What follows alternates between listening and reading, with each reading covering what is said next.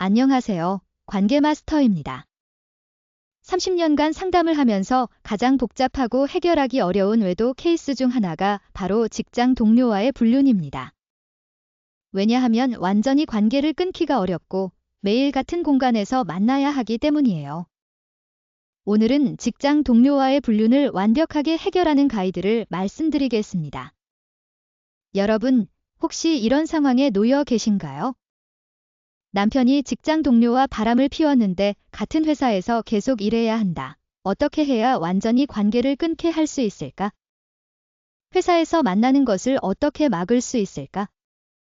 이런 고민은 너무나 당연합니다. 직장 동료와의 불륜은 일반적인 외도보다 훨씬 복잡한 문제들이 얽혀 있거든요. 먼저 직장 동료 불륜의 특징부터 알려드리겠습니다. 첫 번째 특징은 지속적인 접촉 가능성입니다. 일반적인 외도는 관계를 끊으면 만날 일이 없어요. 하지만 직장 동료는 매일 8시간 이상 같은 공간에 있어야 합니다. 두 번째 특징은 자연스러운 친밀감 형성입니다.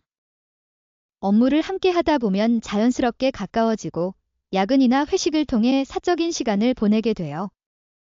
세 번째 특징은 비밀 유지의 용이성입니다.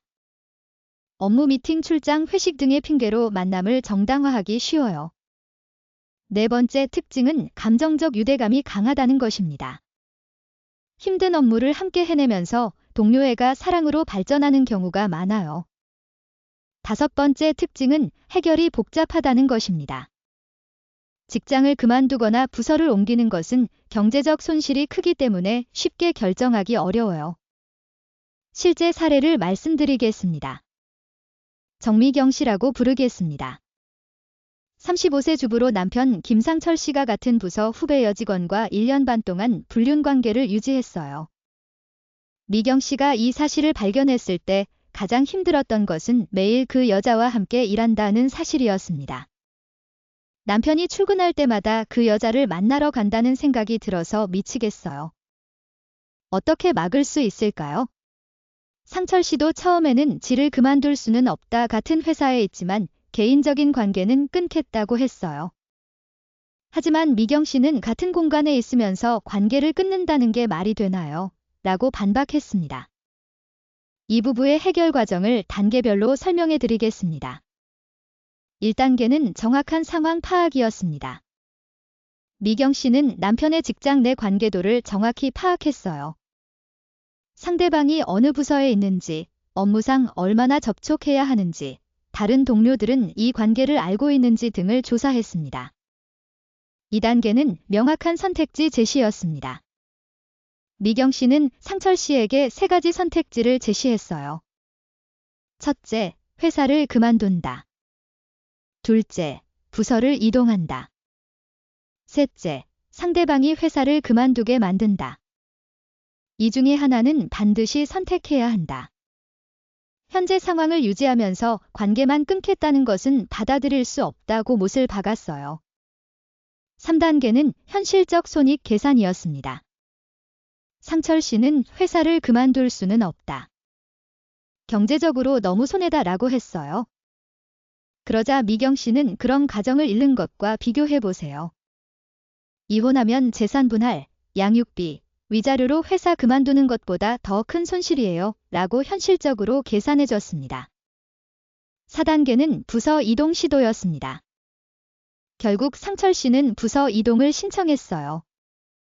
하지만 회사 사정상 바로 이동이 어렵다는 답변이 왔습니다. 5단계는 임시 대안 마련이었습니다. 부서 이동이 될 때까지 임시 대안을 마련했어요. 상대방과의 업무 접촉을 최소화하고 모든 업무 관련 대화는 다른 동료가 있는 자리에서만 하기로 했습니다. 그리고 회식이나 야근도 최대한 피하기로 했어요. 6단계는 투명성 확보였습니다.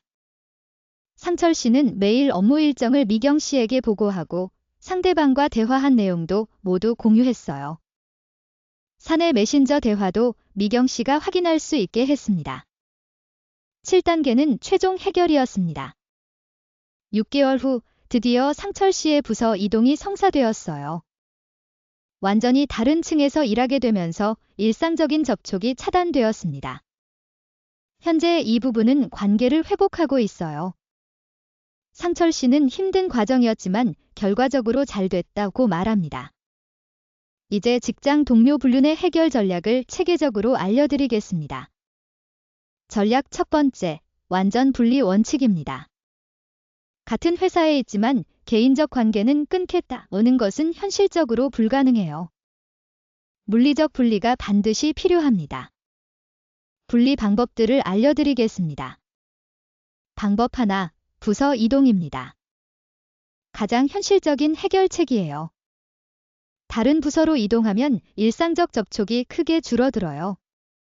방법 둘, 근무지 변경입니다. 같은 회사라도 다른 지점이나 다른 건물로 근무지를 바꾸는 방법이에요. 방법 셋, 상대방의 이직 유도입니다. 법적 문제가 없는 선에서 상대방이 스스로 회사를 그만두게 만드는 방법이에요. 방법 넷, 본인의 이직입니다. 최후의 수단이지만 때로는 가장 확실한 해결책이 될 수 있어요. 전략 두 번째, 단계적 접근법입니다. 한 번에 모든 것을 해결하려 하지 말고 단계별로 접근하세요. 1단계, 즉시 개인적 접촉 차단. 2단계, 업무상 접촉 최소화. 3단계, 물리적 분리 추진. 4단계, 완전 분리 달성. 전략 세 번째. 회사 내 지지 세력 확보입니다. 직속 상관이나 인사팀과 상의해서 부서 이동이나 근무지 변경을 요청하세요. 정당한 사유가 있다면 회사에서도 도움을 줄 수 있어요. 전략 네 번째, 법적 대응 준비입니다. 필요하다면 법적 대응도 준비하세요. 직장 내 불륜도 손해배상 청구 대상이 될 수 있어요. 전략 다섯 번째, 경제적 대안 준비입니다. 이직이 불가피할 경우를 대비해서 다른 수입원이나 새로운 직장을 미리 알아보세요. 직장 동료 불륜의 유형별 대처법도 알려드리겠습니다. 유형 첫 번째, 같은 부서 동료와의 불륜입니다. 이 경우가 가장 심각해요. 매일 밀접하게 업무를 해야 하기 때문입니다. 대처법, 반드시 부서 이동 또는 이직이 필요해요. 타협의 여지가 없습니다. 유형 두 번째, 다른 부서 동료와의 불륜입니다. 같은 회사지만 다른 부서라서 일상적 접촉은 적은 경우예요. 대처법, 회식이나 사내 행사 참여를 제한하고 개인적 만남을 완전 차단하면 해결 가능합니다. 유형 세 번째, 상하급자와의 불륜입니다. 직급의 차이가 있는 경우라서 더 복잡해요. 대처법, 업무상 위계질서 때문에 개인적 해결이 어려울 수 있어요. 인사팀이나 상급자에게 도움을 요청해야 합니다. 유형 네 번째, 고객 또는 거래처와의 불륜입니다. 직접적인 동료는 아니지만 업무상 지속적으로 만나야 하는 경우예요. 대처법, 해당 업무를 다른 직원에게 인수인계하거나 팀 단위로 업무를 진행해서 개인적 접촉을 차단하세요. 직장 동료 불륜의 예방법도 중요합니다. 예방법 첫 번째, 명확한 경계 설정입니다.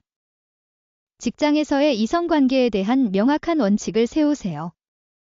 어떤 행동까지가 허용되는지 배우자와 미리 합의해두세요. 예방법 두 번째, 투명한 직장 생활입니다. 직장에서 있었던 일들을 배우자와 자주 공유하세요. 새로운 동료가 오거나 특별한 프로젝트가 있을 때도 미리 알리세요. 예방법 세 번째, 위험 상황 회피입니다. 이성 동료와 단둘이 야근하거나 출장을 가거나 술을 마시는 상황을 가능한 피하세요. 예방법 네 번째, 정기적인 소통입니다. 배우자와 정기적으로 직장 생활에 대해 이야기하세요. 스트레스나 고민이 있으면 숨기지 말고 공유하세요. 예방법 다섯 번째, 가정 우선 원칙입니다. 아무리 중요한 업무라도 가정보다 우선될 수는 없다는 원칙을 지키세요.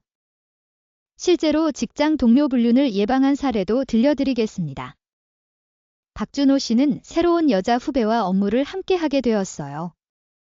후배가 개인적인 고민을 상담해오고 퇴근 후에도 연락을 하기 시작했습니다. 준호 씨는 위험하다고 느끼고 즉시 아내에게 상황을 이야기했어요. 새로 온 후배가 나한테 개인적인 이야기를 많이 해. 조심해야 할 것 같아. 아내는 고마워, 미리 이야기해줘서 라고 반응했어요. 그리고 둘이 함께 대응 방안을 세웠습니다. 첫째, 후배와의 대화는 업무에만 국한한다. 둘째, 개인적인 상담 요청은 정중히 거절한다. 셋째, 단둘이 있는 상황을 만들지 않는다. 넷째, 퇴근 후 개인적 연락은 받지 않는다. 준호 씨는 이 원칙들을 지켰고 결과적으로 불필요한 문제를 예방할 수 있었어요. 직장 동료 불륜 해결 과정에서 주의해야 할 점들도 알려드리겠습니다. 주의점 첫 번째, 성급한 폭로는 금물입니다. 회사 전체에 불륜 사실을 알리면 오히려 문제가 복잡해질 수 있어요. 신중하게 접근하세요. 주의점 두 번째, 감정적 대응 피하기입니다. 직장에 찾아가서 소리를 지르거나 상대방을 괴롭히면 법적 문제가 될 수 있어요. 주의점 세 번째, 업무 방해 금지입니다. 개인적인 문제 때문에 회사 업무에 지장을 주면 안 돼요. 전문적인 접근이 필요합니다. 주의점 네 번째, 일방적 결정 금지입니다. 배우자 몰래 회사에 연락하거나 임의로 문제를 해결하려 하지 마세요. 반드시 함께 상의하세요. 주의점 다섯 번째, 성급한 타협 금지입니다. 조금만 참자 시간이 지나면 괜찮아질 거야 이런 생각으로 근본적 해결을 미루지 마세요. 직장 동료 불륜 해결을 위한 단계별 체크리스트도 제공해 드리겠습니다. 1단계 체크리스트, 상황 파악. 상대방의 부서와 직급 확인. 업무상 접촉 빈도 파악. 불륜 기간과 진행 정도 확인. 다른 동료들의 인지 여부 확인. 회사 내 위치와 영향력 파악. 2단계 체크리스트, 선택지 검토. 부서 이동 가능성 확인. 근무지 변경 가능성 확인. 이직 시 경제적 영향 계산. 상대방 이직 유도 가능성 확인. 법적 대응 필요성 검토. 3단계 체크리스트, 실행 계획. 우선순위 결정. 실행 일정 수립. 필요한 도움 확인. 비상 계획 준비. 진행 상황 점검 방법 결정. 4단계 체크리스트, 사후 관리. 재발 방지 조치 확인. 관계 회복 계획 수립. 정기적 점검 시스템 구축. 새로운 직장 적응 지원. 장기적 관계 개선 방안 마련. 직장 동료 불륜이 미치는 영향도 알려드리겠습니다. 첫 번째 영향은 업무 효율성 저하입니다. 불륜 관계에 있으면 업무에 집중하기 어려워요. 개인적인 감정이 업무에 영향을 미치게 됩니다. 두 번째 영향은 직장 내 분위기 악화입니다. 다른 동료들이 눈치채게 되면 직장 전체 분위기가 어색해져요. 세 번째 영향은 승진이나 평가의 악영향입니다. 불륜 사실이 알려지면 인사평가에 부정적인 영향을 미칠 수 있어요. 네 번째 영향은 이직 시 불리함입니다.